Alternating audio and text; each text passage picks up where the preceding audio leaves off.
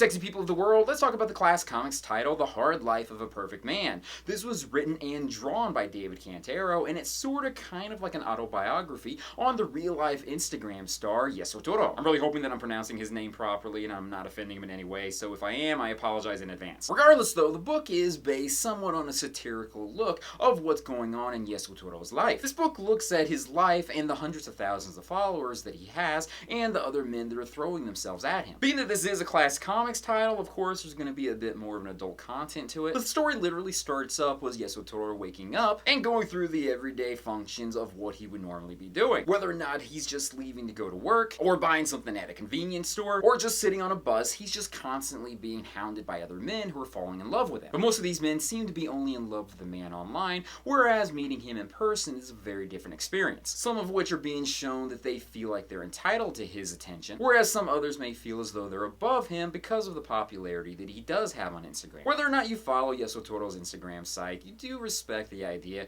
that there are many people out there that post up pictures and they have a very different lifestyle that may be presented online as opposed to what's happening in reality. So yes, it is an exaggeration on his life, but it is still something to think about for social media stars out there who put themselves in the spotlight but may not put out everything that's going on in their lives and may have other things going on at the same time. But still, it is a fun book, being that it is a Class Comics title. You can expect to see lots and lots of adult raunchiness. There's also a letter at the end by Yesotoro himself that's giving some nice insights about what's going on with his social media, as well as some pinup art of the different characters that are chasing after him in this book, some of which are based on real life people that volunteered to be a part of this, which I think is pretty cool. There's also some sketches done by David Cantero. After that, there's the silent edition of this book, where there's no word bubbles put in there. This is more for the deluxe edition from Class Comics, for those who just want to appreciate the art. All in all, it is a great read, and being that this is from Class Comics and from David Cantero, one of my personal favorite writers slash artists out there,